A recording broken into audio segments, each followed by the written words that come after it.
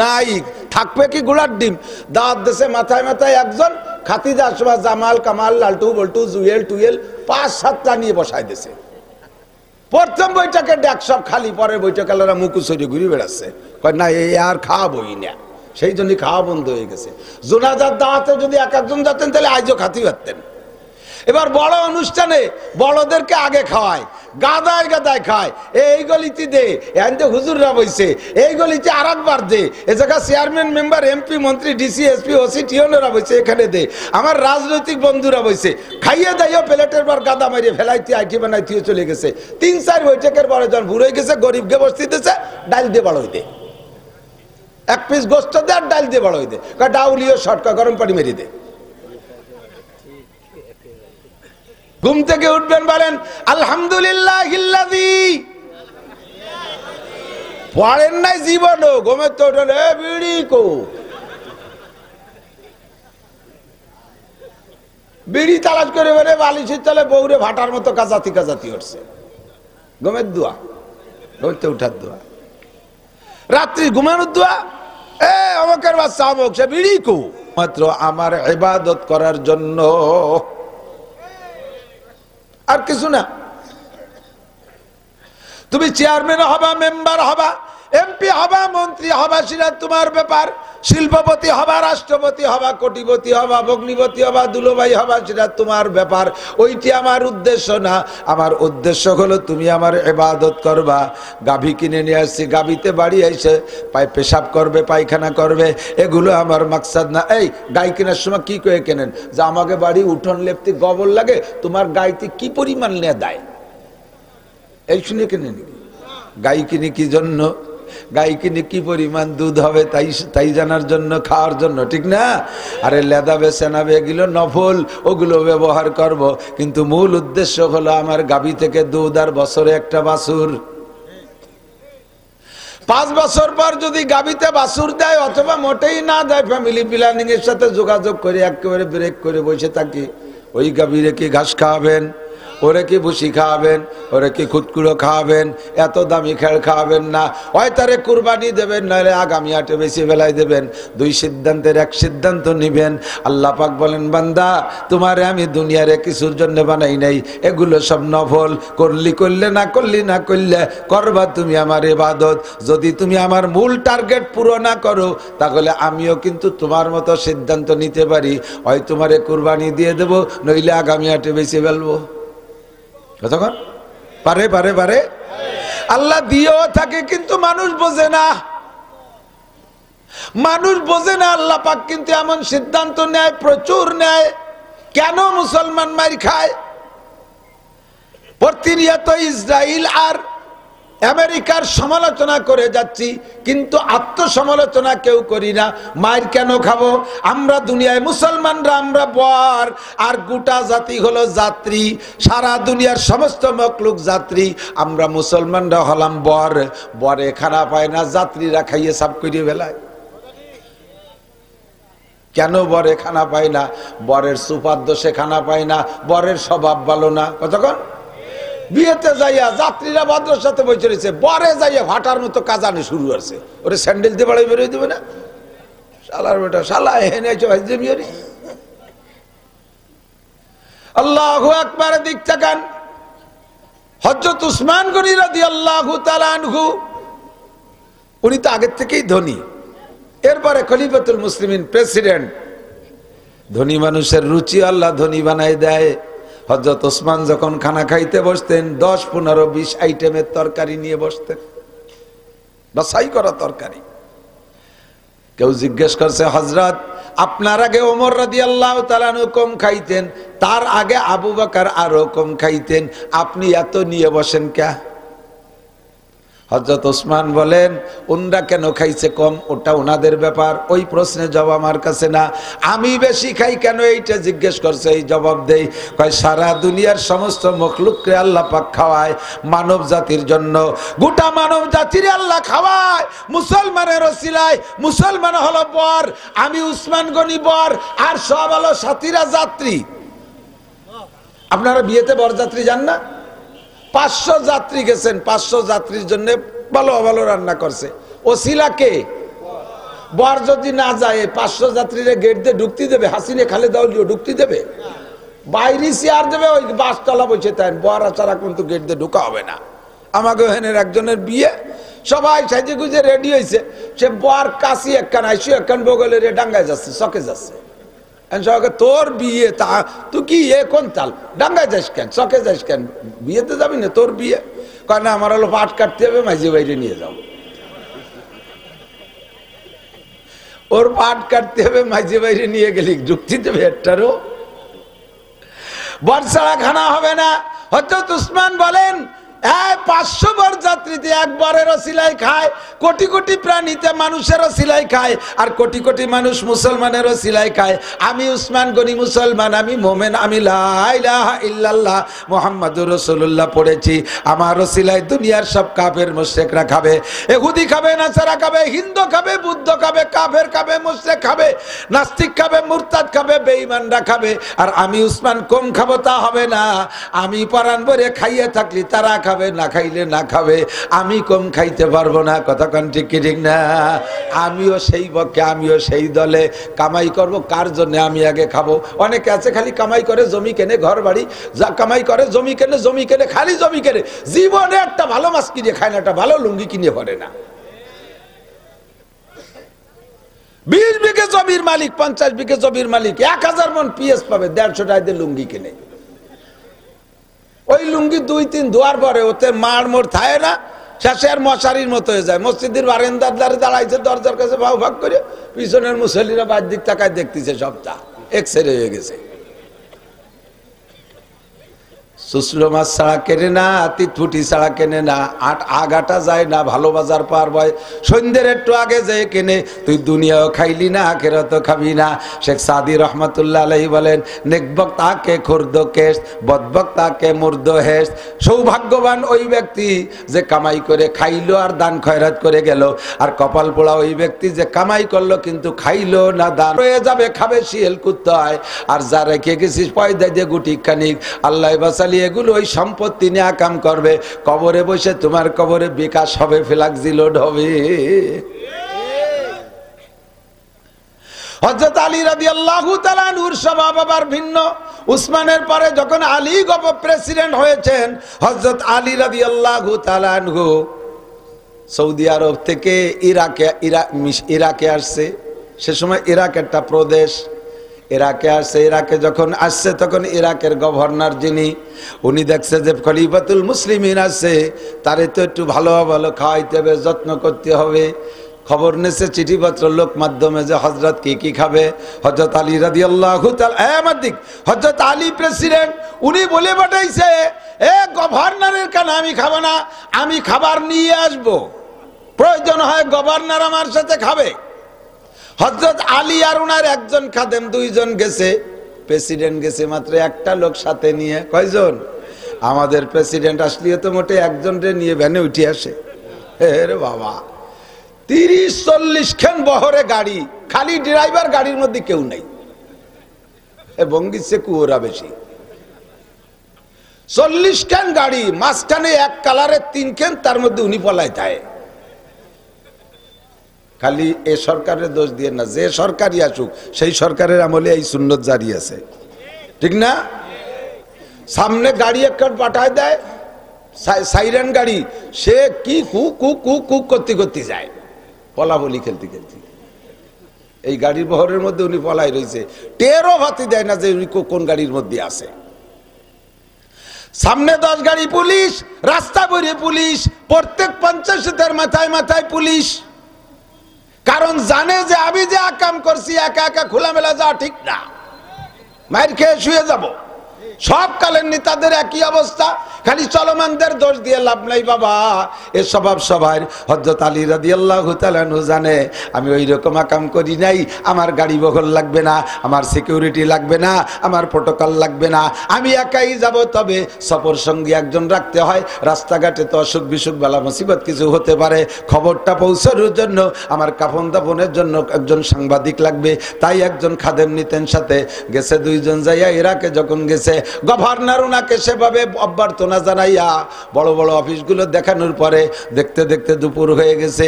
এবার দুপুরে খানা খাস রুমে যখন বসতে দিছে, তখন খাবার তো আগে অ্যারেঞ্জ করতে দেয় নাই। উনি গভর্নরকে বলছে যে তুমি আমার সাথে খাইলে খাইতে পারো, তবে তুমি মনক্ষুণ্ণ হবা না। তখন গভর্নর মনে মনে ভাবছে, আরে কবাল আজকে প্রেসিডেন্টের সাথে খাবো, তাহলে কি পরিমাণই যেন খাবো। যাইয়া একা একা বসছে ওনার সাথে। খাদেমরে বলছে দস্তারখান বিছাও। দস্তারখানা বিছাইছে, ব্যাগের থেকে 3টে প্লেট বের করছে। 3 প্লেটের ভিতরে মশকের থেকে একটু পানি ঢালছে। এবার ব্যাগের থেকে শুকনো 3 দুগুণে 6 খান রুটি, শূন্য রুটি। মদিনাতে খরাই শুকাইছে তাই নেই, শুকনো রুটি চাবাইতে গালছে বেতা পারবে না, এই জন্য ভিজে নরম করে খাবে। 3 প্লেটে 3 দুগুণে 6টা রুটি আর 12টা খেজুর ভিজাইছে। ওর মধ্যে খেজুর ভিজে যখন নরম হইয়া পানি মিঠে মিঠে হয়েছে, কয় এই রুটি দেই, খেজুর দেই, পানি দিয়ে খাও। গভর্নর কান্দে দিতেছে, ভয়তে কাঁপতেছে, সর্বনাশ, আমার পদ শেষ। প্রেসিডেন্ট আসলো, তারে আমি যত্ন করলাম না, তার ব্যাগেতে বের করা শুকনো রুটি খাই, আজকেই আমার গভর্নরই শেষ। এবার কান্তিছে আর কয়, খলিফাতুল মুসলিমিন, আপনি আমার অপমান করেছেন, আমার এলাকায় আসছেন, আমার গভর্নর এলাকায়, আমার প্রদেশে আসছেন, আমি রাজকীয় মেহমানদারি করব, শুকনো রুটি আপনার ব্যাগের থেকে আপনিও খান, আমারে খাওয়ান, মানসি শুনলে আমার পিঠের চামড়া থাকবে না। ও খলিফাতুল মুসলিমিন, এমন কেন করলেন? হযরত আলী রাদিয়াল্লাহু তাআলা আনহু বলেন, আরে আমি দুনিয়ার যে জায়গায় যাই, আমি মদিনার রুটি নিয়ে যাই, যেই মদিনার মাটির নিচে মদিনাওয়ালা শুয়ে আছে, ওই এলাকার আটা দিয়া, ওই এলাকার পানি দিয়া, ওই এলাকার আগুন দিয়া আমি রুটি তৈরি কইরা ওই এলাকার রোদ্রে শুকাইয়া এই রুটি নিয়ে আসি। যেখানে যে রুটি পানিতে ভিজাই খাই, ওই জায়গা যাইয়া মদিনাওয়ালার ঘিরান পায়। এশকে আশো লস্তে কচু বরফরুক হরচে জুজ মাশুকে বাকি জুমলা সুদ মিয়ানে আশিকো মাশুক চে রমজিস কেরামান কাতিবিরা হাম খবর নিস লা ইউমিনু আহাদুকুম হাত্তা কুনা হাব্বা ইলাইহি মিন ওয়ালিদিহি ওয়া ওয়ালাদিহি ওয়ান নাসি আজমাইন। আমার নবী বলেন, অতক্ষণ পর্যন্ত ইমানদার হইতে পারবি না বান্দা, এ আমার উম্মত, ততক্ষণ পর্যন্ত পাক্কা কামেল ইমানদার হইতে পারবি না যতক্ষণ পর্যন্ত আমি নবীকে তোর নিজের জীবনের চাইতে, আব্বা আমার চাইতে, সন্তানের চাইতে, স্ত্রীর চাইতে, দুনিয়ার সকলের চাইতে ভালোবাসা না দিতে পারবি, অতক্ষণ পর্যন্ত ইমানদার হইতে পারবি না। নবীর আমার যুবকরা, প্রাণ প্রিয় যুবক, আমার দিক তাকা, বেশি দেরি নাই, বিশ্বযুদ্ধ লাগবে, বাংলার জমিনে তাইকা কাফেরের সাথে লড়তে হবে, রেডি, প্রস্তুত? নগরকান্দার যুবকরা রাতের বেলা হেসাক ধরায় কাজে করা তোমাদের অভ্যাস আছে আল্লাহর রহমতে। কাজে আমি নগরকান্দার পক্ষ থেকে ইসরায়েল এলাকে দাওয়াত দেই, খালি নগরকান্দা আয়, সৈতে ডালার ঘাইতে উড়িয়ে যাবি। হেসাকের বাড়ি তো খাও নাই, উড়ো আর কুড়ো, এক কোনোটা ঠেয়াতে পারবে না। কতক্ষণ? রেডি? আল্লাহ কবুল করেন, বলেন আমিন। ও মুসলমান, আল্লাহ পাক এত নিয়ামত দিয়েছেন, তাহলে তিনি ইবাদত পাবে কি পাবে না? রব্বুল আলামিন ইবাদত করব কতদিন করি, তো সাবালে ঘর পরেতেই করি। আল্লাহ কয় ওয়াবুদ রাব্বাকা হাত্তা ইয়াতিয়াকাল ইয়াকিন। অন্য ধর্মাবলম্বীদের ইবাদত সিজনালি হলে খেয়াল করে না। হিন্দুদের 12 মাসে 13 পুজো, আর 12 মাস কাল কিচ্ছু নাই, মাঝে মাঝে কিচ্ছু নাই। সব জাতির ভিতরে সিজনালি ইবাদত, আর মুসলমানের ইবাদত কি সিজনালি? সিজনালি ইবাদত আছে, বেশি বেশি বেশি কম করার জন্য মাঝে মাঝে আসবে। রমজান এক সিজন, কুরবানি এক সিজন, কতক্ষণ শবে বরাত এক সিজন, তার আরে মাঝে মাঝে সিজন আসে।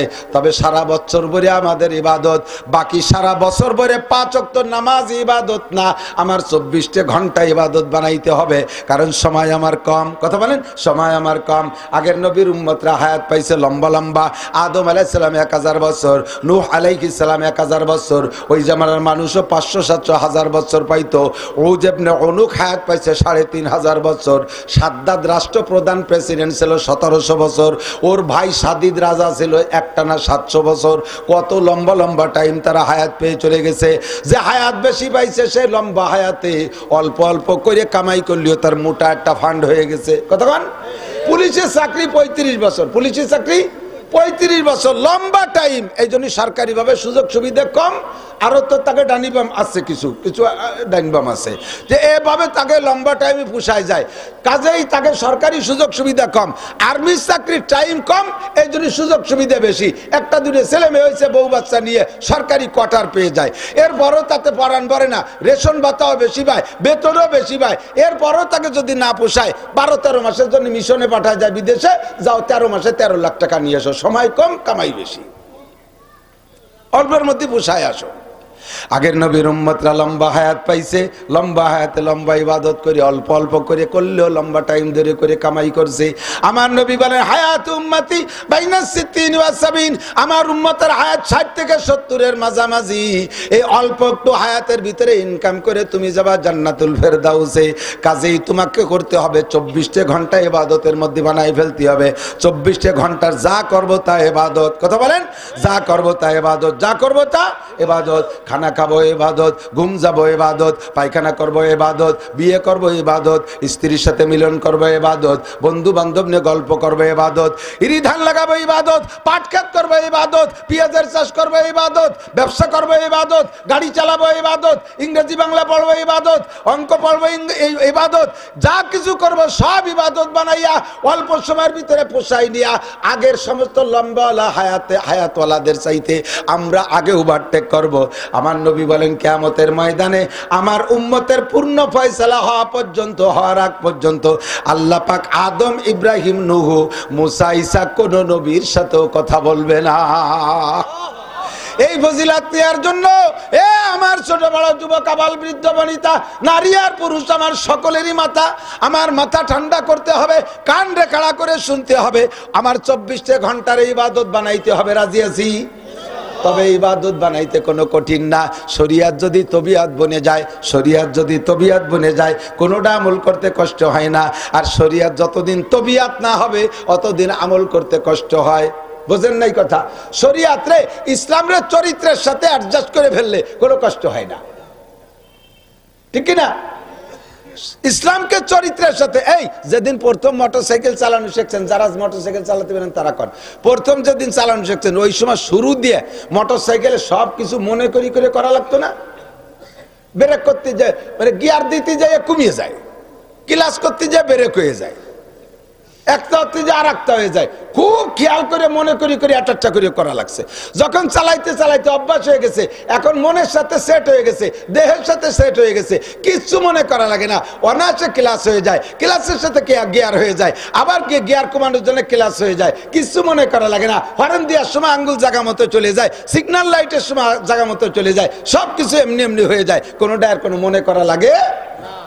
জীবনেও নামাজ পড়ে নাই এই লোক, মসজিদে যাওয়ার সময় মসজিদে ঢুকার সুন্নত মনে তাই না, যাই এই ডাইন পার স্যান্ডেল আগে খুলে, ডাইন পার স্যান্ডেল আগে খুলে, এরপরে বাম পার স্যান্ডেল আগে খুলে বাম পা ঢুকাই দিচ্ছে। নামাজ সময় আবার ডাইন পা নামাই ফেলাইছে, ধমক দেয় মসজিদে ঢুকার সুন্নত ডাইন পা দিয়ে আগে বাম পা দিয়ে বেরোনো সুন্নত, লাভ দিয়ে জাম দিয়ে নামিয়ে ফিরে আবার ঠিক হয়ে ঢুকতে হয়।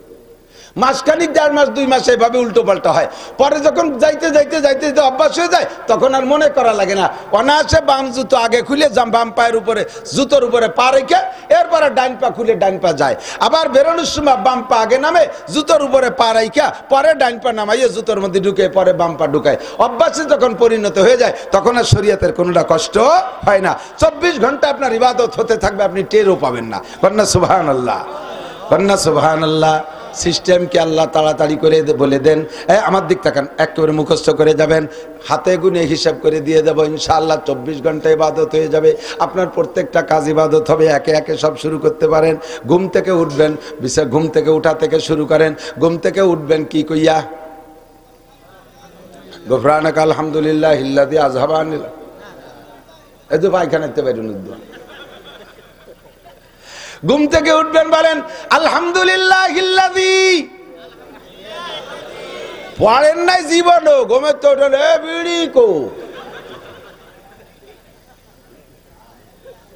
বিড়ি তালাশ করে বেড়ে বালিশের তলে বউরে ভাটার মতো কাজাতি উঠছে।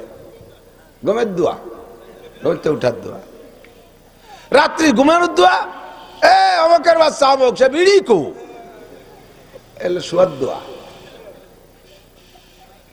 ঘুম থেকে উঠবেন আলহামদুলিল্লাহিল্লাযী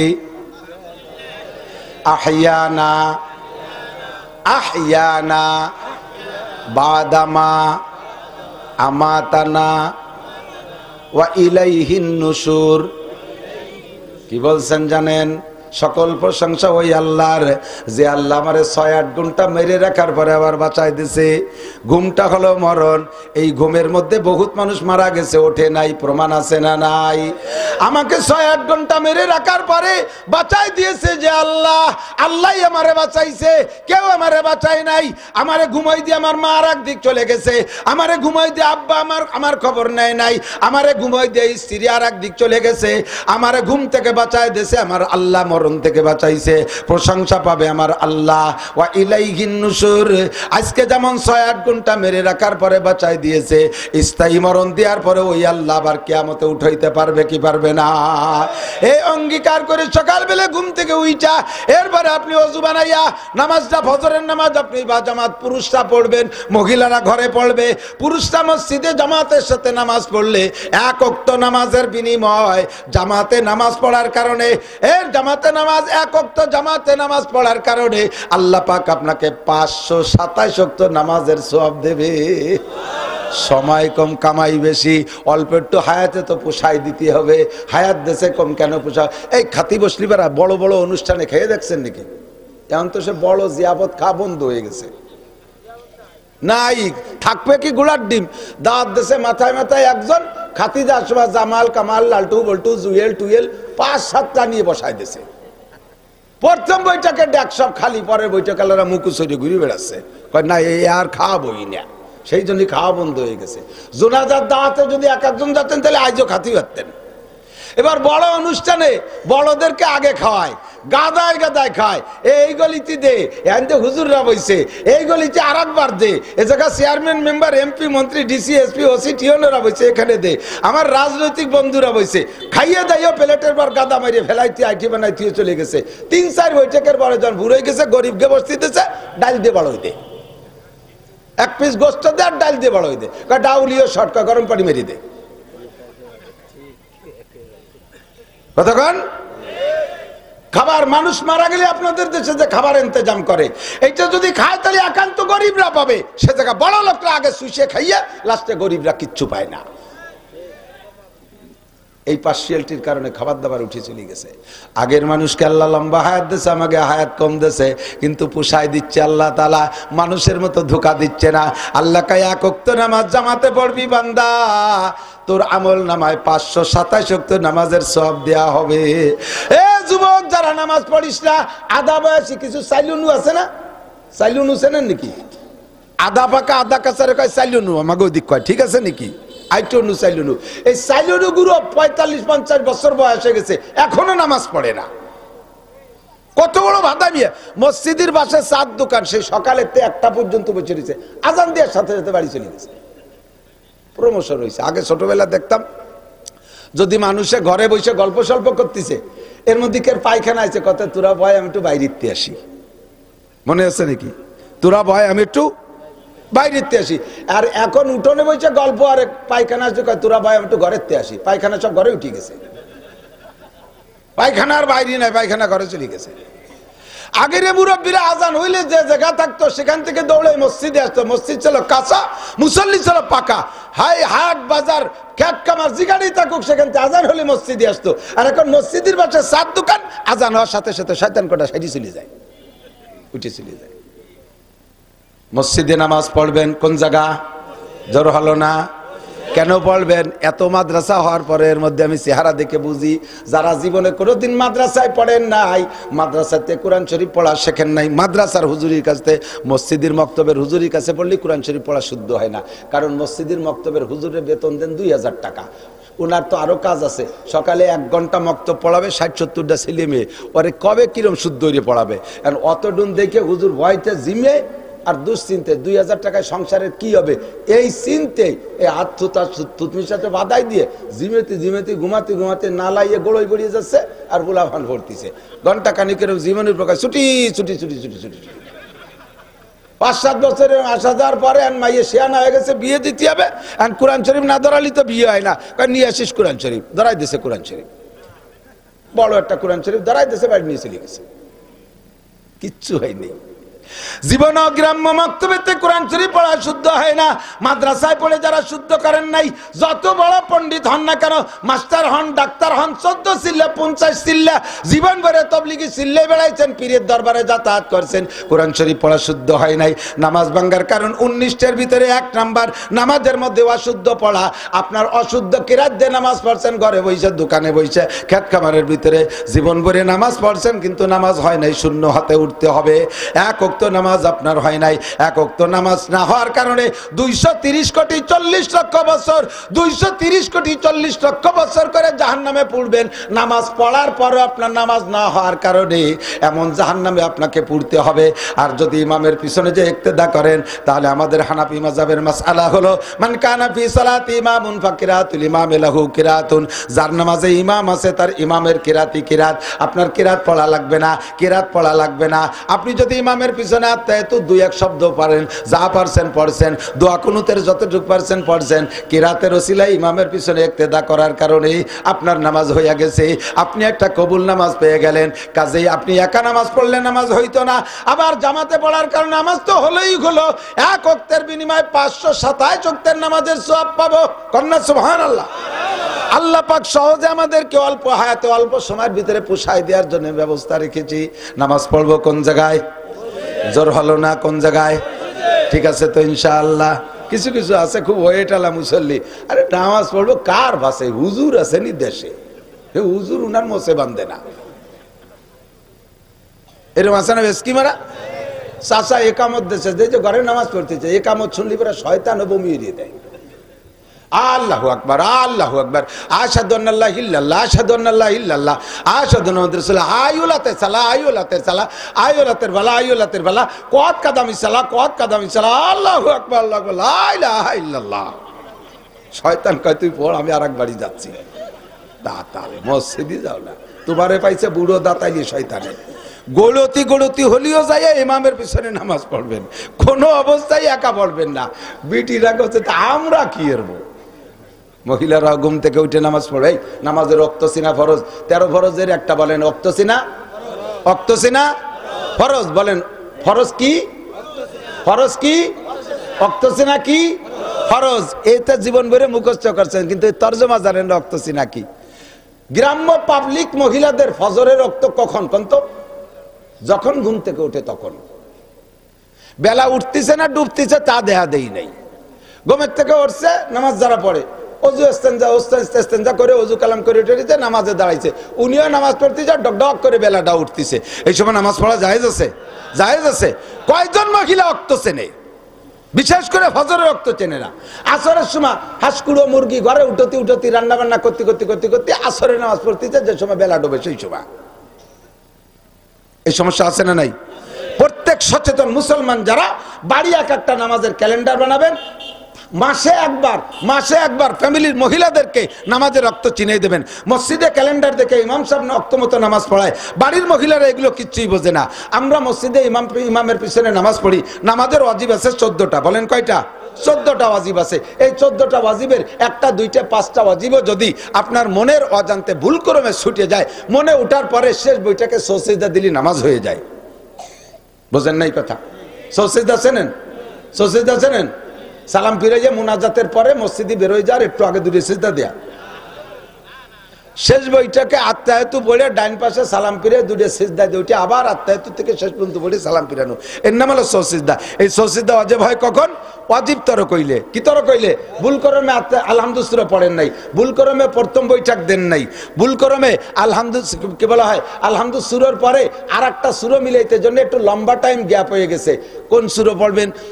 কোনটা পড়বো, কোনটা পড়বো? এই কোনটায় ঠেলা ঠেলি হতে সুবহান রাব্বিল আযীম, সুবহান রাব্বিল আযীম, সুবহান রাব্বিল আযীম 3 বার পড়তে যে টাইম লাগে, এতটুক টাইম আপনার 2 সূরার মাঝে গ্যাপ হয়ে গেছে, সৌসিদা ওয়াজিব হয়ে গেছে। দোয়া কুনুত না পড়ে রুকুতে চলে গেছেন, সৌসিদা ওয়াজিব হয়ে গেছে। সূরা ফাতিহা পড়ে রুকুতে চলে গেছেন, সূরা মিলেন নাই, সৌসিদা ওয়াজিব হয়ে গেছে। এই ওয়াজিব তরকের জন্য সৌসিদা দিতে হয়। ইমাম সাহেবরা সৌসিদা দেয়, ইমাম সাহেবরা সৌসিদা দেয় দেয় না, মাঝে মাঝে দেয় না, দেখছেন না? সৌসিজদা দেয়। হ্যাঁ, এখন সৌসিজদা দেয় কি জন্য সেটা জানতে হবে না? জানে কয়জনে? ইমাম সাহেব সৌসিজদা দিয়েছে, মুসল্লি একটা নব মুসলিম ক্লাসের, জীবনেও নামাজ পড়ে না, হঠাৎ নামাজ শুরু করছে। এই যেদিন নামাজ শুরু করছে বছর দুর মধ্যে সৌসিজদার পেছে পড়ে নাই, আজকেই মাত্র ইমাম সাহেবের পিছনে সৌসিজদার পেছে পড়িয়ে গেছে। সৌসিজদা দিয়েছে, দিয়ে সালাম টালাম ফিরে মোনাজাত টোনাজাত করে বলতেছে, হুজুর আজকে কিরম নামাজ পড়লো? এরকম তো করে ভর্তি টর্তি দেই না। কয় যে এলো সৌসিজদা, নামাজের মধ্যে ভুল হলে হুজুর ওরে সংক্ষেপে নামাজে ভুল হইলে সৌসিজদা দিলে সারিয়ে যায়। ও তা তো বাড়ি বাইরে হুজুর, আমার তো ফিরাই হয়। 2-3 রক্ত পরে উনি সৌসিজদারটা দেশে ইমাম সাহেবের সামনে ধরা পড়ে গেছে। তুই সৌসিজদা দিলি কি জন্য? কয় যে সৌসিজদা কি খালি আপনাকে ভুল ছাড়ে, আমাকে ভুল ছাড়ে না? বলে সারে তো সবার, কি ছাড়ছে, কি ভুল ছাড়লি? কয় যে নামাজে দাঁড়ায় মনে উঠছে যে অজু নাই, শেষে দিলাম সৌসিজদা। নামাজে দাঁড়ায় মনে উঠছে অজু নাই, তাই তুই সৌসিজদা দিয়ে ছেড়ে দিয়েছে। এ কি হইতে ছাড়ে নাকি কথা কন? হ্যাঁ, এই যে চৌগাছা না পাইগাছা চৌগাছা ওদিক গেছিলাম, আরে আল্লাহ নাম দেখা কই দিচ্ছে, তালি কপনা ঘটনা এই ইউটিউব তো তারাও শোনে। যাজ্ঞ গ্রামের নাম তো আর করছি না, অনেকদিন আগে গেছি। ইমাম সাহেব আমার কাছে জিজ্ঞেস করতেছে, এক তবলিগের সাথী কইতেছে যে হুজুর এই নামাজের ভিতরে আমাদের এলাকায় এক সমস্যা হয়েছে, রমজান মাসে তারাবির ইমাম সাহেব হলো হাফেজ সাহেব, হুজুর হাফেজ সাহেব। তো হাফেজ মাদ্রাসার ছাত্ররাই তো তারাবি বেশি পড়ায়। এই হাফেজ সাহেব তারাবিতে পুরো রমজান ভরি এত সৌসিজদা দিয়েছে যা আমি জীবনেও পাইনি। তো আমি এবার তারাবিতে 5-10 দিন পরে তারাবি সবাই চলে যাওয়ার পরে ওই ইমাম সাহেব তারাবির ইমাম আর আসল ইমাম দুইজনকে নিয়ে বইসে তারাবির ইমামরে বলতে, মনা আমি তো সিল্লে দিছি তবলিগে, কাকলাইল মসজিদে পড়ছি, কত জায়গা নামাজ পড়ছি, তোর মতো এরকম গণ তারা সৌসিজদার ভালাই তো আমি পড়িনি কোনোদিন, এত সৌসিজদা দিসকে কদি? আমি তো মূর্খ মানুষ, তবলিগে ঘুরি, আমি তো জানি না কিছু, আমারও যদি সেই ভুল আমি দেব। ও কইতেই চাচ্ছে না, এমন একটা ঘটনা আসছে কবেই না, আর উনিও ছাড়ে না। পরে ইমাম সাহেবের কানে কানে কইছে যে কি কারণে দেয়। পরে ইমাম সাহেব উনারে বলতেছে, ও একটা কারণে দেও, আপনার শোনার দরকার নেই, ও মাঝে মাঝে আমার ওইরকম হয়। কি কারণ কি কন? কয় যে দিন ভরে রোজা থাইয়ে সন্ধ্যের সময় ইফতারিতে ছোলা মুড়ি খাইয়ে পেট গ্যাসে ভরে যায়, সিজদায় চলে গেলে ও একটু হুশ করে বের হয়ে যায়, তাই তো ওটা সৌসিজদা দেয়। ও আমারও হয় মাঝে মাঝে। কে সাধুই আসুসা ইমামের ভালাই পড়ছে ওই গোষ্ঠী চিনতে করতে পারেন, দুটিয়ে নামাজের মধ্যে ফাঁদে আর সৌসিজদা দেয়। এ দুনিয়ার একটাও মশলা জানে না। আমার কাছে কই, আমি হাসতে হাসতে এবার দম বার হয়ে যাইলাম, এই কি ইমাম আছে নিয়ে আইছে দুনিয়ায়। পরে দেখলাম যে না আছে, এই রাজবাড়ির মোড় না, ফরিদপুর রাজবাড়ির মোড়, ওখান থেকে কুষ্টিয়া পর্যন্ত 10টা মসজিদ। আপনাদের এই যে সালতার নোমান ছিল আমার ড্রাইভার, জুমার নামাজ পড়বো মসজিদে যাই, আরে হুজুর দেড়াত উঁচু টুপি, সোনাই দিয়ে বান্ধানো টুপি, আবার কোন কোন মসজিদের হুজুরের রুমালির উপর দিয়ে সৌদি টায়ার একখান পেঁচানো, গায়ে আবা কি ডাট, চশমা গোল্ডেন কালার, সেই রকম ভাষা কি ইংরেজিতে অবিরামাজ করতেছে, ফাঁকে বাংলা বলতেছে, রবি ঠাকুর আর কাজী নজরুল ফেল। যখনই কোরআন শরীফের হাদিসের অংশ পড়ে তখন দেই যে বিটি গেছাইতে খারাপ, আলে নোমান বাইরে ওই জায়গা নামাজ হবে না রে। 10টা মসজিদ ঘুরছি, লাস্টে যাইয়ে নামাজ হয়ই নেই, শেষে যে জায়গা যে নামাজ পড়ছি যাই নামাজে দাঁড়াই গেছে, সেই জায়গা যে দাঁড়াইছি দেখলাম যে কিরাতের ওই হালাত। পরে সালাম পীরের উপরে জোহরের নামাজ আবার পড়ি একা একা বেরিয়ে আসলাম। বহুতকে বহুত যারা কোরআন শরীফ শুদ্ধ করতে পারেন না। আমার যা বলতে চাইছি সেটা হলো, এই ইমাম সাহেবরা ইমামে যখন নামাজে দাঁড়ায় ইমাম সাহেব, তখন পুরো মসজিদের সমস্ত মানুষের নামাজের জিম্মাদারি ইমামের কাঁধে না? ইমামের নামাজ যদি না হয় তাহলে সমস্ত মসজিদের সমস্ত মুসল্লিদের দায়ভার ইমামের। কিয়ামতে ইমামের সাহেবের কাছ থেকে মুসল্লিরা নামাজ আদায় করে নেবে। দাঁড়াই গেছে, এক জায়গায় জ্যাম হয়ে গেছে, আল্লাহ ফেরেশতাকে জিজ্ঞাসা, এই ও জায়গায় জ্যাম করছে কেন রে, ভিড় হয়ে গেল কে? কয় যে আল্লাহ একজন ধরা পড়ে গেছে, তার নামাজ তো ওই যে আসরের নামাজ দেখতেছি রে খাতায়। তোর কি সমস্যা কি?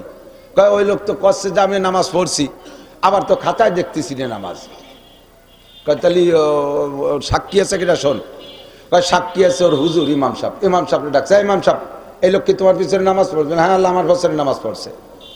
কয় তা ফেরেশতারা লেখি নেই কেন? এখন এই ওই লোক ঝগড়া বাঁধায় রয়েছে, আমি নামাজ পড়ছি, আমার হুজুর সাক্ষী দিল, ওই ফেরেশতারা লেখি নেই, তোমার ফেরেশতা এরকম 2 নম্বরই করে, তাই সেই ফেরেশতা আমার সাথে দেশো কে? আর ফেরেশতারা কয় তাবলায় দাঁত ফেলাই দেওয়ালি, আমাকে নাম কিরামান কাতিবিন, সম্মানিত লেখক, 2 নম্বরই লেখা লেখলি আমাকে উপাধি থাকে। তুই নামাজ পড়লি তো আমার লেখো না কে? এখন আল্লাহ কয় যে দেখো তো ওই মহল্লার আর সবাই দেখো, কয় দেখো ইমাম সাহেবের দেখো, তারপরে কয় যে আগে ইমামরে দেখো, দেখ যে ইমাম সাহেবেরও আসরের নামাজ নাই। তাহলে এবার পুরো মহল্লা দেখে যে ওই মহল্লার যারা ওই আসরের নামাজ পড়ছে কের নাই। ঘটনা কি? ইমামের নামাজ হয় নাই বিদায় পুরো মহল্লার কেন নামাজ হয় নাই।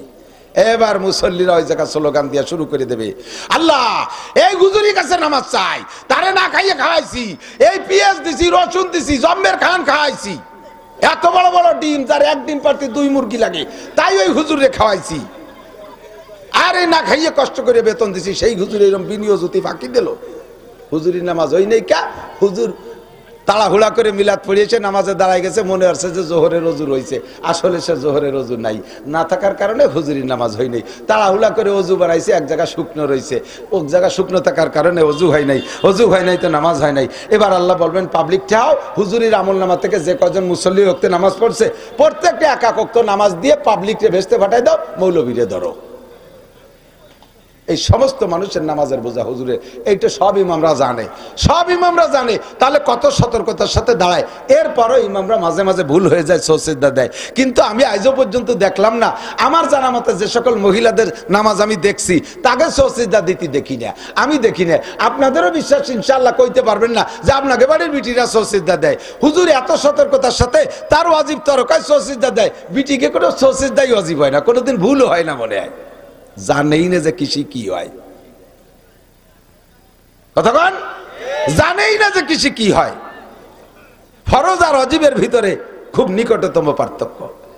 কাজী দুস্থ নামাজ পড়বো মসজিদে, এ যুবক ব্যবসায়ী বাণিজ্যিক যারা আছিস, যারা নামাজ পড়িস না, আমি আজকে একটু ট্রাই করি তোদেরকে দিয়ে, তোরা একটু নিজেরে ট্রাই করছো না। ছোট বলে তুই তুই করে বলছি, রাগ করিস না। আপনারা যারা ব্যবসা করেন তারা খেয়াল করবেন, যারা নামাজ পড়েন না কোনোদিন, আজকে ফজরের নামাজটা পড়ে আপনি বাইরে বেরোয় দেখেন, মনের মধ্যে একটা প্রশান্তি পাবেন আলাদা, একটা সাহস পাবেন আলাদা। জীবনও নামাজ পড়েন নাই, আজকে নামাজটা পড়ে বের হবেন, মনের মধ্যে সাহস পাবেন, যে কাজে যাব আমি সফল হব, যেদিকে যাব আমি সফল হব, আমি আমার আল্লাহরে রাজি খুশি করে বের হইছি, কাজে আমি ব্যর্থ হব না, এমন একটা সাহস আছে। যারা নিয়মিত নামাজ পড়েন, কখনো কাজা করেন না, আচানক যদি কোনোদিন ফজরের নামাজ কাজা হইয়া যায়, একটু সত্য কথা বলেন বাবা, ওই দিন ঘর থেকে বের হইতে ভয় লাগে কি লাগে না? মনের ভিতরে দুর্বলতা, আমি নামাজটা পড়ে বের হইছি, যেখানে যাব ফেল করব, যেখানে যাব ব্যর্থ হব। এবার আমার আল্লাহ কয় হাদিসে কুদসি, আনা ইনদা জান্নি আবদি বি, বান্দা আমার সম্পর্কে যেমন ধারণা করে আমি বান্দার সাথে সেরকম আচরণ করি, বান্দা আমার সম্পর্কে যেমন ধারণা করে আমি বান্দার সাথে সেরকম আচরণ করি। এদিক এদিক আপনি যদি ধারণা রাখেন আমার কপাল ভালো, আমার ভাগ্য ভালো, আমার তকদির ভালো, আমি ব্যর্থ হব না, তাহলে আপনি ব্যর্থ হবেন না। আর যদি কোন যে আমাকে কপালে কি ওই হয় নাকি, তাহলে হবেই না কপালে। বাড়িতে বেরোনোর সময় হোঁচট খাইছেন, কিছুতে পায়ে ধাক্কা লাগছে, মনে করতেছেন যে বাধা খাইছি, আজকে রাস্তায় বিপদ হবে। সত্যি আপনি যে গাড়িতে যাবেন অ্যাক্সিডেন্ট হবে, যে কোনো জায়গায় যাবেন বিপদ হবে। আর যদি মনে করেন যে হোঁচট খাইছি তাতে কি হয়েছে, ও ইটসেল আমি দেখি নেই, ও লাথি দিয়ে ফেলাই দিছি, ও কি কিচ্ছু না। বাড়ির মধ্যে কাউ উড়িয়ে যা ডাকতি ডাকতি, যদি মনে করেন যে কাকে কোনো দুঃসংবাদ দিল, তাহলে দেখবেন একটু পরে দুঃসংবাদ আসছে। আর যদি মনে করেন যে না, কাকের আওয়াজই তো কা কা করা, ও কি কোরআন শরীফ পড়তে যাবে নাকি? তুমি মুসলমানে সকালবেলা কোরআন শরীফ পড়ে না, আর কাউরা কোরআন শরীফ পড়তে যাবে। রাতের বেলা বাড়ির পাশে গাছে ভুতুম পাখি ডাকে, কুক কুক ডাকে না, মহিলারা কয় কি কয়, রোগ ব্যাধি আসবে না, অসুখ বিসুখ আসবে না, এই বলে বলে। যদি এইটাকে বিশ্বাস করেন তাহলে ছেলে মেয়ে একটা না একটা রাগা বাঁধা হবেই হবে, নিজের যা কিছু একটা কিছু হবে। আর যদি মনে করেন যে ও পাখির জিকিরিয়া লই, সদায়ে কুমরিয়া বাসাদ বকুকু, সদায়ে কুমরিয়া বাসাদ বকুকু, বাগো সে মন্দরায়া দাল্লাহু, চমন মে চু চু কর কাতে হে বুলবুল, কে ফুলু মে আল্লাহ মিয়া তু হি তু হাই তু হি তু। আমি শুনি কুক কুক করে ডাকে বুতুম পাখি সারাটা রাত আল্লাহর জিকির করে, আল্লাহু হু আল্লাহু হু আল্লাহু হু, ওরা কয় আল্লাহু, আর তুমি কাও রোগ ব্যাধি ডেকে আনতেছে, তুমি যদি মনে কল্পনা করো তাই তোমার ভাগ্য হবে। আর যদি মনে করো সে তার জিকির করে, তাহলে তোমার কিছুই হবে না। নামাজ পড়ে বের হবা, ভাগ্যকে বড় মনে করে বের হবা, যাতে হাত দিবা তাতেই বরকত পাইবা। আর নামাজ না পড়ে বের হইবা, মনের মধ্যে দুর্বলতা, যে জায়গা যাবা সেই জায়গায় বিপদ হবে। ফজরের নামাজ পড়লা, এরপরে আপনি পারলে একটু তিলাওয়াত করেন, না পারলে কমপক্ষে ফজরের নামাজ সালাম ফিরানোর পরে এদিক তাকান, সালাম ফিরানো আসসালামু আলাইকুম রাহমাতুল্লাহ, আসসালামু আলাইকুম রাহমাতুল্লাহ বলার পরে আল্লাহু আকবার বলবেন একবার, আল্লাহু আকবার তিনবার, একবার বলবেন আল্লাহু আকবার, এরপরে আস্তাগফিরুল্লাহ তিনবার পড়বেন। এই পুরো আস্তাগফিরুল্লাহ রাব্বি মিন কুল্লি যামবি ওয়া আতুবু ইলাইহি এতটুক না, এই জায়গা শুধু আস্তাগফিরুল্লাহ পড়ার সিস্টেম কি, তিনবার রে তিন সাউন্ডে পড়বেন। প্রথমবার একটু খাটো, দ্বিতীয়বার আর একটু বড়, তৃতীয়বার আর একটু বড়। আস্তাগফিরুল্লাহ আস্তাগফিরুল্লাহ আস্তাগফিরুল্লাহ আস্তাগফিরুল্লাহ রাব্বি মিন কুল্লি যামবি, পুরো তওবা না, শুধু আস্তাগফিরুল্লাহ তিনবার। এরপরে আল্লাহুম্মা আনতাস সালাম ওয়া মিনকাস সালাম তাবারাকতা ইয়া যাল জালালি ওয়াল ইকরাম, এইটুক। তাও আল্লাহুম্মা আনতাস সালাম ওয়া মিনকাস সালাম তাবারাকতা ইয়া যাল জালালি ওয়াল ইকরাম। এরপরে আয়াতুল কুরসি পড়বেন। হাদিসে আসছে যে ব্যক্তি 5 ওয়াক্ত নামাজের পরে আয়াতুল কুরসির আমল করে, ওই লোকটার বেহেশতে যাইতে বাধা শুধু মরণ, বেহেশতে যাইতে বাধা শুধু মরণ। আর যে ব্যক্তি আয়াতুল কুরসি নিয়মিত পড়ে, ওই লোকটা মরণের সাথে সাথে জান্নাতি। ফজরের নামাজের পরে আউযু বিল্লাহি সামিল আলিম মিনাশ শাইতানির রাজিম তিনবার বিসমিল্লাহ পড়বেন না, বিসমিল্লাহ পড়বেন না। কয় বিসমিল্লাহ দোষ করছে কি? বিসমিল্লাহ তো ভালো জিনিস, কোনো দোষ করে নাই, নবী পড়ে নাই তাই পড়বো না। নবী যেটা যেভাবে আমল করেছে আমি সেইভাবে আমল করব, তাহলেই আমল, তাহলেই আমল। আমার আল্লাহ শিখাইতেছে মা তাকুমুর রাসূলু ফাখুযুহু ওয়া মা নাহাকুম আনহু ফান্তাহু। আমার নবী যেটা যেভাবে বলে ওইটার ওইভাবে করো, তাহলে যেটা যেভাবে ছাড়তে বলে ওইটার ওইভাবে ছাইড়ে দাও, তাহলে তোমার সব কাজ ইবাদত হইবে। আউযু বিল্লাহি সামিল আলিম মিনাশ শাইতানির রাজিম তিনবার পড়া ওয়াল্লাহুল্লাযী পড়বেন। যে ব্যক্তি জীবন ভরে এই আমল করে, ওই লোকটার মরার পরে মানুষ উপস্থিত, জানাজায় হোক আর না হোক, ধনী গরিব লাগবে না, ওই লোকটার জানাজায় 70,000 ফেরেশতা হাজির হয়। এই ফেরেশতারা যে জানাজায় হাজির হয়, ওই জানাজা, আর আমাদের নেতারা মারা গেলে প্রথমে এক কাতারি হিন্দু। আগে কোন নেতার জানাজা জন্য দেখলাম, দেই যে সামনে যে মোসালা গাপানি হিন্দু দাঁড়ানো কয়টা, হ্যাঁ জানাজা ভর্তি হয়েছে হিন্দুরা। চিন্তা করতে পারেন, তুই যেমন তোর জানাজাও তেমন, কতক্ষণ তুমি যেমন তোমার জানাজাও তেমন। 70,000 ফেরেশতা তোমার জানাজায়, এই 70,000 কবরে যাবে তোমার সাথে। কিয়ামতে তোমার জান্নাতে না পৌঁছায় 70,000 ফিরবে না। একটু কন্যা সুবহানাল্লাহ। পারলে আপনি এরপরে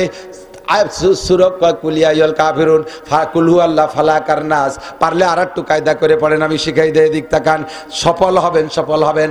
বাড়িতে বেরোয় যেদিকে যাবেন সেদিকে বেরোনোর সময়, এবং ফজর, বিশেষ করে ফজরের নামাজের পরে প্রথম বিসমিল্লাহ কয়ে কুলিয়া, এরপরে বিসমিল্লাহ পড়ে ইজাজা, এরপরে বিসমিল্লাহ কয়ে কুলহু আল্লাহ, মাঝে তাব্বাতে দাবাদ, কুলিয়া বিসমিল্লাহ পড়ে কুলিয়া, বিসমিল্লাহ বলে ইজাজা, বিসমিল্লাহ বলে কুলহু আল্লাহ, বিসমিল্লাহ পড়ে ফালাক, বিসমিল্লাহ পড়ে নাস, 5 সূরায় 5 বিসমিল্লাহ।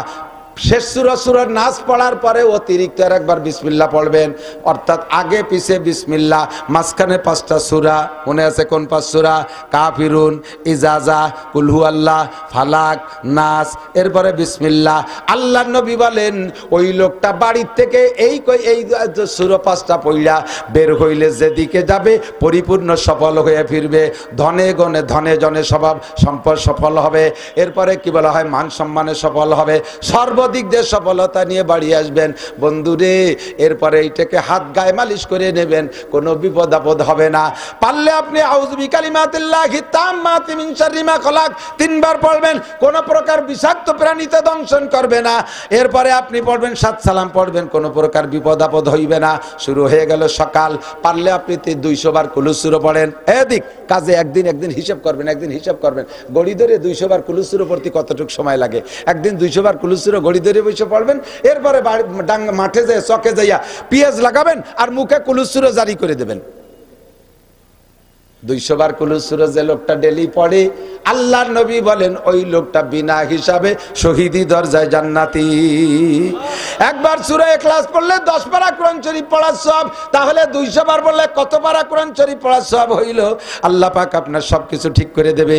এরপরে সকালবেলা খানা খাইতে বসবেন, একটু নাস্তা পানি খাইবেন, দস্তারখানা বিছাই খানা খাবেন। এই দস্তারখানা বিছাই খাইলেও খাওয়া হয়, দস্তারখানা ছাড়া খাইলেও খাওয়া হয়। দস্তারখানা ছাড়া খাইলে খাওয়া হবে কিন্তু সুন্নত হবে না, দস্তারখানা বিছাই খাবেন, খানাও হবে, সুন্নত হবে, 100 শহীদের সওয়াব পাইয়া যাবেন। আবার ঘুম থেকে উঠে বাথরুমে একটা একটা করে সবগুলো টুকিটাকি শিখে, সব দিন সব কথা আসে না, এই সব ছোটখাটো সুন্নত আমরা আমলেই আনি না, অভ্যাসে পরিণত করবেন, দেখবেন যে কোনো সমস্যা।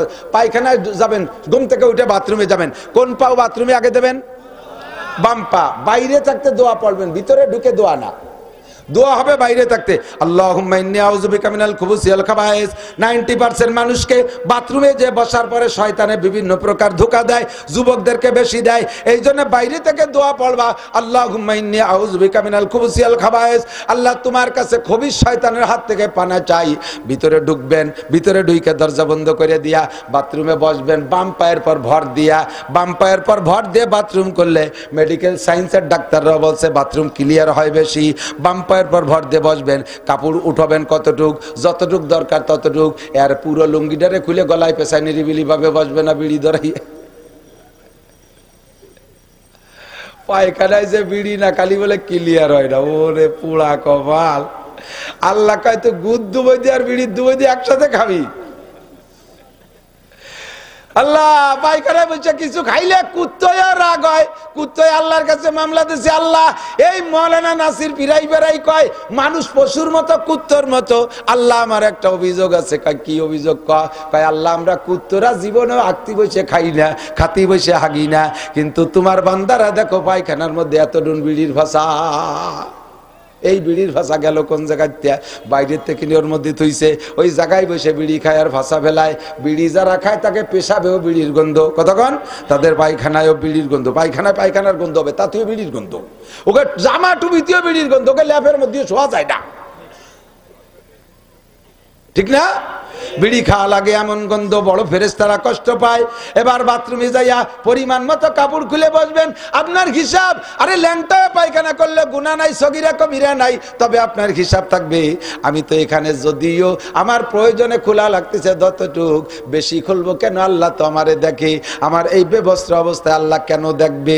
এই জন্য পরিমাণ মতো খুলে বসবেন, বাম পায়ের পর ভর দিয়ে বসবেন। বাথরুমের জরুরত চাইরা 3টা ঢিলা ব্যবহার করবেন, 3টা ঢিলা, 5টা ঢিলা, 7টা ঢিলা। বেজল ব্যবহার করার মধ্যে একটা সুন্নাত, যে কয়টা সুন্নতের কথা বলছি এই জামানায় প্রত্যেক একটা সুন্নতের বিনিময়ে 100 শহীদের সওয়াব পাইবেন। কন্যা সুবহানাল্লাহ। বাথরুমে ঢিলা, পুরুষরা এদিক তাকান, পুরুষদের শীতকাল আর গরমকালের ভিতরে শারীরিক গঠনের মধ্যে একটু ব্যতিক্রম হয়ে যায়। এই জন্য গরমকালে শরীর ঢিলা ঢালা থাকে। প্রথম ঢিলাটা সামনের থেকে পিছনের দিক নেবেন, দ্বিতীয় মূল ময়লাটা ফেলাই দেবেন পিছন দিয়ে, দ্বিতীয় ঢিলা পিছন থেকে সামনের দিক, তৃতীয় ঢিলা সামনের থেকে পিছনের দিক। মহিলারা 12 মাস কাল সামনের থেকে, প্রথম ঢিলা সামনের থেকে পিছনের দিক, দ্বিতীয় ঢিলা পিছন থেকে সামনের দিক, তারপরেরটা পিছন থেকে সামনের থেকে পিছনের দিক, এমন করে উল্টো পাল্টা করে ব্যবহার করবেন। আপনি এই সুন্নতের বিনিময়ে 100 করে শহীদের সওয়াব পাইবেন। বাথরুম শেষ হয়ে গেল, পরিমাণ মতো পানি দিয়ে ধুইয়া পরিষ্কার কইরা এরপরে আপনি উঠা পারলে এদিক তাকান, এই বাথরুমের যে ময়লা মাখানো পানি খরচ করছেন, 1 বদনা পানি, ওর সাথে তো ময়লা টয়লাও ছিল, তো ওই পানিটার উপরে একটু শকশক সন্দেহ থাকে, গায়ে লাগে রয়েছে, আবার কাপড়ই লাগবে, সেই কাপড় পরে নামাজ পড়বে, একটু সন্দেহ লাগে, কোনো সন্দেহ দরকার নাই। এই ওজরের থেকে বাঁচা বড় কঠিন, এই বিপদ থেকে বাঁচা কঠিন, বিধায় আল্লাহ তাআলা অনুমতি দিয়েছে। ওই ময়লা, ওই পাশায় যে কাপড় পানি মাখছে, ওই পানি কাপড়ে লাগলে ওই কাপড় সহ নামাজ হবে, করে দোষ নাই। তবে তাকওয়া পরহেজগারি বেশি হবে। নিজস্ব বাথরুম যদি হয় তার ভিতরে একটা অতিরিক্ত গামছা ঝুলিয়ে রাখবেন, ওই গামছাটা দিয়ে আপনার নির্দিষ্ট স্থানের ভিজে পানিটা এটাকে মুছে পরিষ্কার করে গামছাটা সেখানে আবার ধুয়ে নেড়ে রেখে আসবেন। এবার আপনার শুকনো গায়ে কাপড় লাগলো, মনের মধ্যে স্যাটিসফাইড, আত্মতৃপ্তি বেশি লাগবে। কথা বলেন ঠিক ঠিক না? নামাজও তখন বেশি একাগ্রতা হবে। এই অপ্রয়োজনীয় ওয়াজ করতেছি নাকি আমি? হ্যাঁ, এরপরে বের হইয়া ডান পা দিয়ে বের হবেন। বের হবেন কোন পা দিয়া? ডান পা দিয়ে বের হবেন। বাম পা বের কইরা দোয়া পড়বেন, গুফরানাকা আলহামদুলিল্লাহিল্লাযী আযহাবা আন্নিল আযা ওয়া ইলা আওয়াফানি আযহাবা আন্নিল আযা ওয়াফানি। আল্লাহ তোমার কাছে ক্ষমা চাই, তুমি যে আল্লাহ তাআলা আমাকে এত বড় মহা বিপদ থেকে নাজাত দিয়েছো। কতক্ষণ? পায়খানা বড় বিপদ না? পায়খানা আসার পরে যদি না হয়, 10 দিন খাইছেন, পেটের মধ্যে লোড হয়ে গেছে, তা বেরোয় না, আর কি খাওয়া যায় কিছু? এসে বড় অশান্তি নাই, না খাওয়ার চাইতে পায়খানা না হওয়া বড় কঠিন। আল্লাহ তুমি আমার এই কষ্ট থেকে বাঁচাইছো, কাজেই প্রশংসা পাবে কে? আপনি এই সুন্নতগুলোর পর এক দিনে কি পাইবেন? বাথরুম সেরে আসছেন, যে কাজ করবো ওইটা সুন্নতি তরিকায়, তাহলে আপনার দুনিয়ার সব কাজ নাকি হবে। এ যুবক আমার দিক থাকা, ইংরেজি পড়বি, বাংলা পড়বি, অঙ্ক পড়বি, ম্যাট্রিক পাস করবি, আইএ পাস করবি, বিএ পাস করবি, এমএ পাস করবি, বিসিএস পাস করবি, মাস্টার হবি, ডাক্তার হবি, ইঞ্জিনিয়ার হবি, ডিসি হবি, এসপি হবি, কোনো দোষ নাই, কোনো দোষ নাই। সবগুলোরে মৌলানা হতে কইতেছি না, সবাই মাদ্রাসায় পড়বা, হাফেজ মৌলানা হবা, এ দাওয়াত আমি দিচ্ছি না। তবে কোরআন শরীফ সবার শুদ্ধ করে জীবনের শুরুতে পড়া শিখা, এরপরে ইংরেজি বাংলা যত বড় দোষ নাই, নিয়তটা আগে ঠিক করো। ইন্নামাল আমালু বিন্নিয়াত, নিয়ত রাখবা কি? আল্লাহ আমি যদি বড় অফিসার হতে পারি, আমি যদি একজন এসপি হতে পারি, আমার পুলিশ লাইনে 500 পুলিশ থাকবে। আমার মতো 10 জন মৌলানারে দায়িত্ব দিয়েছেন, ফরিদপুর পুলিশ লাইনে 500 পুলিশ আছে, 100 বছরের কন্ট্রাক্ট। 500 পুলিশে আপনি একজনের জন্য বেনামাজি থাকে না, সব কজনের নামাজি বানাবেন। আপনি ওয়াজ করে কয় টাকা পান? ও 10 লাখ টাকা আমরা বাড়িতে আমরা সরকারিভাবে দিয়ে দেব। আমি কন্ট্রাক্ট নিতে সাহস পাবো না, আমি ওয়াজ করে 500 পুলিশে নামাজি বানাইতে পারবো না। কিন্তু এসপি সাহেব যদি সকালবেলা 500 পুলিশে লাইন দিয়ে বলে দেয় আজকে জোহরের নামাজ না পড়বে না, যে সে তাকে এই পানিশমেন্ট দেওয়া হবে। আমার লাইনে চাকরি করতে হলে নামাজ পড়াই লাগবে। যদি এভাবে মুসলমান যারা আসো, পুলিশ এসপি সাহেব যদি বলে দেয় বেনামাজি থাকবে? কথা বলেন, থাকবে? বেনামাজি থাকবে না। আমরাও আজ নামাজের রস করি, আমাদের রস তো জীবন ভরে নামাজের রস। মাননীয় প্রধানমন্ত্রী যদি জাতীয় সংসদ ভবনে দাঁড়াইয়া বলে দেয় নামাজের বিল পাশ করে, এই সাবালেগ নারী আর পুরুষ বাংলাদেশে বসবাস করতে হলে বাধ্যতামূলক নামাজ পড়িতেই হইবে। 1 ওয়াক্ত নামাজ যদি ছুটে যায়, আমি গোয়েন্দা পুলিশ লাগায় রেখেছি, সিসি ক্যামেরা সেট করে রাখছি, 1 ওয়াক্ত নামাজ যদি কেউ ছেড়ে দেয়, সাবালেগ নারী আর পুরুষ, তার পাশায় 3টে করে পিটেন দেওয়া হবে। 1 ওয়াক্ত নামাজের জন্য 2 দিন জেলে আটকায় রাখা হবে। এই ঘোষণা যদি প্রধানমন্ত্রী দিয়ে দেয়, নামাজি বাড়বে কি বাড়বে না? বাড়বে না?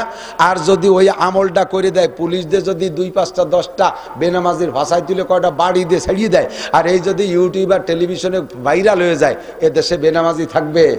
কাজেই ওই জায়গা তুমি যা বড় অফিসার হবা, এমপি মন্ত্রী হবা, নিয়ত রাখবা এর মধ্যে এমপি আছে, এর মধ্যে মন্ত্রী থাকতে পারে, আল্লাহ যদি বড় করে একদিন সংসদে নিতে পারে, পাক্কা নিয়ত রাখেন, আল্লাহ যদি আমারে কোনোদিন এমপি বানায়, মন্ত্রী বানায়, তাহলে আমি বাংলাদেশ জাতীয় সংসদে দাঁড়াইয়া বাংলাদেশের জন্য নামাজের বিলটা পাশ করার প্রস্তাব রাখবো। কথা বলেন? আল্লাহ তৌফিক দিক, বলেন আমিন। তাহলে তোমার ইংরেজি বাংলা জীবন ভরে যা পড়ছো সব ইবাদতে পরিণত হবে। আমি যদি ডিসি হতে পারি, আদর্শ ডিস্ট্রিক্ট গড়বো, আমার অধীনস্থদের ঘুষ খাতি দেবো না। আমি যদি এসপি হই, তাহলে আমার জেলাকে আমি ঘুষ মুক্ত করব। আমি যদি এমপি হই, তাহলে আমার সিটকে আমি আদর্শ সিট গড়বো। আমি যদি মন্ত্রী হতে পারি, আমার মন্ত্রণালয়কে শরীয়ত সম্মতভাবে গড়বো। এই উদ্দেশ্যে জেনারেল যত পড়বেন সম্পূর্ণ পড়ালেখা আপনার নেকি হয়ে যাবে। যা করব সব কিছুকে আমার ইবাদত বানাইতে হবে। কথা বলেন ঠিক কিনা? বিসমিল্লাহকে শুরু হবে, আলহামদুলিল্লাহ বলে শেষ হবে। খানা খাইবেন, দস্তারখান বিছাইয়া বিসমিল্লাহ কয়ে শুরু, মাঝে মাঝে পানি খাবেন, মাঝে মাঝে দোয়া পড়বেন, শেষে আলহামদুলিল্লাহ বলে শেষ করবেন। খানার প্লেটটা সুন্দর করে চাটি খাবেন, পড়ে যা খানাটা খুঁটিয়ে খাবেন, তাহলে আল্লাহ রুজিরও বরকত দেবে, আর আপনার খানাটা ইবাদত হবে। জামার মধ্যে হাতটা ডাইন হাত আগে ঢুকাবেন, বাম হাত পরে ঢুকাবেন, পরাও হবে, সুন্নত হবে। বাম হাত আগে ঢুকাবেন, ডাইন হাত পরে ঢুকাবেন, পরা হবে, সুন্নত হবে না। পাজামা প্যান্টের মধ্যে ডাইন পা আগে ঢুকাবেন, বাম পা পরে ঢুকাবেন, পরাও হবে, সুন্নত হবে। বাম পা আগে ঢুকাবেন, ডাইন পা পরে ঢুকাবেন, প্যান্ট পরা হবে, পাজামা পরা হবে, কিন্তু সুন্নত হবে না, কিন্তু সুন্নত হবে না। মুজার মধ্যে ডাইন পা আগে ঢুকাবেন, বাম পা পরে ঢুকাবেন, পরাও হবে, সুন্নত হবে। বাম পা আগে ঢুকাইয়া ডাইন পা পরে ঢুকাবেন, জুতা মুজায়, পরা হবে, সুন্নত হবে না। ডান হাত দিয়ে খাইলেও খাওয়া হবে, বাম হাত দিয়ে খাইলেও খাওয়া হবে, কিন্তু ডাইন হাত দিয়ে খাইলে সুন্নত হবে, 100 শহীদের সওয়াব পাবেন। বাম হাত দিয়ে খাইলে খাওয়া হবে, সুন্নত হবে না। কথা বলেন ঠিক কি ঠিক না? তাহলে আমার যে কাজ আছে সম্পূর্ণ কাজ ইবাদতে পরিণত করতে পারলেই আমি অল্প সময় জান্নাতের একটা ব্যবস্থা হবে, অল্প সময় মোটা নেকি কামাই করতে পারবো। এইটা করব কতদিন? আল্লাহ কয় ওয়াবুদ রব্বাকা হাত্তা ইয়াতিয়াকাল ইয়াকিন, তোমার রবের এই ইবাদতগুলো দেখে দেখে মরণকাল পর্যন্ত করবা। লাভ কি? আল্লাহ বলেন ফালইয়াবুদু রব্বা হাযাল বাইত আল্লাযী আত'আমাহুম মিন জু'ইন ওয়া আমানাহুম মিন খাউফ। যদি এই ঘরের রবের ইবাদত করো, মসজিদের মালিকের ইবাদত করো, তাহলে তোমাদেরকে আল্লাহ তাআলা রুজির বরকত বাড়ায় দেবে আর সকল প্রকার নিরাপত্তা দান করবে, সকল প্রকার নিরাপত্তা দান করবে। আজকে গাজা ফিলিস্তিন আলাদের জন্য কাঁদতেছি, কানবো তো বটেই, কানবো তো বটেই। তাদের পক্ষে তো থাকবো, কথা বলেন, তাদের পক্ষে থাকবো না? কিন্তু মাইর হয়ে গেছে কোন জায়গায়? এই মাইরটা কেন খাই? ফিলিস্তিন বাইতুল মুকাদ্দাসের পাশে থেকে নামাজ পড়ো না, মক্কা শহরে থেকে নামাজ পড়ো না, মুসলমান হয়ে নামাজ পড়ো না, মুসলমান হয়ে শরীয়তের বিধিবিধান মানো না। এর কারণে আল্লাহ তাআলা কাফের মুশরিক জালেমদেরকে চাপায় দিয়েছে। এখন জালেমদের হাত থেকে বাঁচার জন্য আমাদের আল্লাহর হুকুম রসুলের তরিকায় মানতে হবে। আর আমরা সবাই দোয়া করব, আল্লাহ তাআলা আমাদের দোয়া কবুল করেন। সবাই বলেন আমিন। যে কটা সুন্নতের কথা বলছে আমল করা যাবে তো ইনশাআল্লাহ? এ কটার পর আমল করা যাবে। আমরা একটা দোয়া পড়ি, আল্লাহুম্মা ইন্না নাজআলুকা ফি নুহুরিল আদাই ওয়াল জাবাবিরা, আল্লাহুম্মা ইন্না নাজআলুকা ফি নুহুরিহিম ওয়া নাউযু বিকা মিন শুরুরিহিম ইয়া হাইয়্যু ইয়া কাইয়্যুম বিরহমাতিকা নাস্তাগীস। اللهم صل على محمد وعلى آل سيدنا محمد وبارك وسلم. اللهم صل على محمد وعلى آل سيدنا محمد وبارك وسلم. الحمد لله رب العالمين. ربنا ظلمنا أنفسنا وإن لم تغفر لنا وترحمنا لنكونن من الخاسرين. ربنا فاغفر لنا ذنوبنا وكفر عنا سيئاتنا وتوفنا مع الأبرار. ربنا هب لنا من أزواجنا وذرياتنا قرة أعين واجعلنا للمتقين إماما. আয় রব্বুল আলামিন, গভীর রাত পর্যন্ত তোমার কোরআনের ঘরে পাশে বৈশা আয় আল্লাহ তোমার নেককার বান্দা বান্দীদের উদ্দেশ্যে, উলামায়ে কিরাম তোলাবায়ে জামদের উদ্দেশ্যে আল্লাহ কোরআন হাদিসের আলোচনার শেষে তোমার শাহী দরবারে ভিক্ষার দোকানে হাত তুলেছি। মজলিসের মধ্যে সবচেয়ে বড় অপরাধী গুনাহগার আমি। আয় আল্লাহ, আজকে আমাদের এই ময়দানে যারা হাত তুলেছে সকলের জীবনের সমস্ত গুনাহ খাতা তুমি এক্ষুনি মাফ করে দাও। আমাদের মা বোন যারা পর্দার আড়ালে বসে হাত তুলেছে আল্লাহ বয়ান শুনেছে, মালিক তুমি সকলের গুনাহ খাতা মাফ করে দাও। জানা অজানা সগীরা কবিরা দিনের আলোতে রাতের অন্ধকারে ছোট বড় যত গুনাহ করেছি আল্লাহ সকল গুনাহ থেকে ক্ষমা চাই, তুমি এক্ষুনি আমাদেরকে ক্ষমা করে দাও। জীবনে বহুবার তওবা করেছি, আবার নফসের সাথে পারি না, শয়তানের দুকায় পড়ে তওবা ভঙ্গ হয়ে যায়। আজকে তুমি শেষবারের মতো মাফ করে দাও। আয় রব্বুল আলামিন, আমাদের অনেকের আব্বা মা উভয় কবরে চলে গেছে, অথবা আব্বা মা দুইজনের যে কোনো একজন কবরে চলে গেছে। আয় আল্লাহ, তুমি আমাদের মরহুম আব্বা মাদের জীবনের সমস্ত গুনাহ খাতা মাফ করে দাও। দাদা দাদি নানা নানি আমাদের জন্মের পর বড় খুশি হয়েছিলেন, সে সকল মুরব্বীরাও কবরে চলে গেছে, তাদেরকে তুমি মাফ করে দাও। আয় আল্লাহ, আমাদের আপনজন যারা যেখানে কবরে শুয়ে আছে সমস্ত মরহুম মুর্দা গানদেরকে তুমি ক্ষমা করে দাও, সকলের কবর আযাব মাফ করে দাও, সকলের কবরে জান্নাতুল ফেরদাউসের দরজা খুলে দাও। আমরা যারা দুনিয়ায় বেঁচে আছি আমাদের জান মাল ইজ্জত আবরু তুমি হেফাজত করো। আয় আল্লাহ, শিরিক ও কুফর মুক্ত ঈমান আমাদেরকে নসিব করো, বেদাত মুক্ত সুন্নতি আমলের পাবন্দি করার তৌফিক দাও। উলামায়ে কিরাম তুলাবায়ে জামের সাথে মিল মোহাব্বত করে চলার তৌফিক দাও। জীবনের শেষ মুহূর্ত পর্যন্ত আল্লাহ দিনের উপরে অটল অবিচল থাকার তৌফিক দাও। নফস আর শয়তানের ধোঁকায় পড়ে যেন গুমরা হয়ে না যাই। আয় রব্বুল আলামিন, আমাদেরকে আমাদের মধ্যে যারা অসুস্থ রোগী সব রোগীদেরকে তুমি শিফা দাও, সুস্থ করে দাও। বিভিন্ন রোগে রোগাক্রান্ত নারী আর পুরুষ হাত তুলেছে আল্লাহ, অনেকের বাড়িতে পীড়িত রোগী আছে, সব রোগীদেরকে তুমি শিফা দাও, সুস্থ করে দাও। আয় আল্লাহ রাব্বুল আলামিন, আমাদের যাদের আব্বা মা বেঁচে আছে, আমাদের আব্বা মাকে সুস্থতার সাথে লম্বা হায়াতে তয়বা দান করো। আরো অনেক দিন পর্যন্ত আব্বা মা বলে ডাকার সুযোগ করে দাও রব্বুল আলামিন। সারা দেশের মাদ্রাসা দিনিয়া কওমিয়া গুলো, মসজিদ মাদ্রাসা গুলো কবুল করে নাও। মাদ্রাসা মসজিদের সব হাজাত জরুরত তুমি পূরণ করে দাও। খাস করে আল্লাহ দফা মাদ্রাসা তুমি কবুল করে নাও। এই মাদ্রাসার সকল হাজাত তুমি পূরণ করে দাও। তোমার বান্দারা পরিশ্রম করে পেঁয়াজ রসুন পাট ধান ইত্যাদি ফলায়, তার থেকে যথেষ্ট পরিমাণ দানের প্রতিশ্রুতি দিয়েছে রব্বুল আলামিন। এই মৌসুমী ফসল তুমি ভরপুর সুজলা সুফলা করে দিও। মেহনতি কৃষকের ঘরে সুন্দরভাবে তোলার তৌফিক দিও। আয় আল্লাহ, যে যা ওয়াদা করেছে তা মাদ্রাসায় ওয়াদা পরিশোধ করার তৌফিক দান করো। আয় আল্লাহ, তোমার কৃষক বান্দারা সামান্য কামাই করে ফসল দিয়ে কোনো মতে সংসার চালায়, জীবনে একটা বার মক্কা মদিনা দেখার সৌভাগ্য হবে কিনা আশাও তারা করে না। রব্বুল আলামিন, এই মাদ্রাসা আজকে যারা দান করলেন সকলকে তুমি জীবনে একটা বার হলেও মক্কা মদিনার মসজিদ দেখার তৌফিক দিও। আয় রব্বুল আলামিন, আমাদের ছেলে মেয়েদেরকে নামাজি নেককার দিনদার পরহেজগার বানায় দাও। যুবকদেরকে আল্লাহ হালাল উপার্জনের পথ দেখাইয়া দাও, হালাল কর্মসংস্থানের জোগাড় করে দাও। আয় আল্লাহ, সারা জীবন মসজিদ মাদ্রাসায় দান ধ্যান করার তৌফিক দিয়ে দাও রব্বুল আলামিন।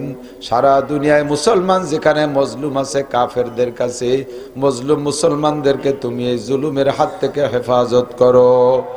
আয় রব্বুল আলামিন, খাস করে ফিলিস্তিন গাজার মুসলমানদেরকে তুমি নাজাতের ব্যবস্থা করে দাও। এদের এগেনস্টে ইসরায়েলি ইহুদি নাসারা আমেরিকানরা যে আগ্রাসন চালাইতেছে, ওদের সকল ষড়যন্ত্রকে তুমি ধুলাই মিশাইয়া দাও। সারা দুনিয়ার থেকে মুসলমানরা দোয়া করছে আল্লাহ, মা বোনরা তারা বাচ্চাদেরকে হারিয়ে, পুরো ফ্যামিলির পাঁচটা সব সন্তানদের সদস্যদেরকে হারিয়ে আসমানের দিক তাকাইয়া হাজারি করতেছে আল্লাহ। আয় আল্লাহ, ভিডিওতে দেখলাম এক মা তার পাঁচটা সন্তানকে হারিয়ে কাঁদতেছে পাগলের মতো। আয় আল্লাহ, আমরা মানুষে আমাদের কলিজায় সহ্য পাইতেছি না, তোমার বান্দা তুমি কেমন করে সহ্য করো জানি না।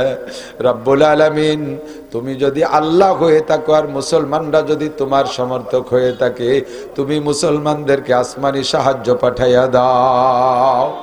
আয় আল্লাহ, তোমাকে আল্লাহ বলে মানতে আমাদের কোনো সন্দেহ নাই। তুমি আল্লাহ, তুমি আল্লাহ। আল্লাহ, বদরের মুজাহিদিনদেরকে যেভাবে সাহায্য করেছো, ফিলিস্তিন গাজার মুসলমানদেরকে সেভাবে সাহায্য করো। আয় আল্লাহ, মধ্যপ্রাচ্যের মুসলমানদেরকে তুমি সুবুদ্ধি দান করো, অচিরেই তাদের ঐক্যবদ্ধভাবে কাফেরদের উপরে আক্রমণ করার জন্য সংগঠন তৈরি করে দাও। আয় আল্লাহ, তাদের মাধ্যমে কাফেরদেরকে তুমি ধ্বংস করে দাও। ফিরাউন ও তার সৈনিকদেরকে নীল দরিয়ায় ডুবাইছিলে, আল্লাহ আমেরিকানদেরকে ভূমধ্য সাগরে ডুবাইয়া দাও। আয় আল্লাহ, ইসরায়েলিদেরকে তাদের নিজের আগুনে পোড়ায় ছারখার করে দাও। রব্বুল আলামিন, আমাদের সুস্থতার সাথে ইজ্জতের সাথে প্রশস্ত হালাল রিজিকের সাথে লম্বা হায়াতে তয়বা দান করো। মা বোন যারা পর্দার আড়ালে বসে হাত তুলেছে তাদের প্রত্যেক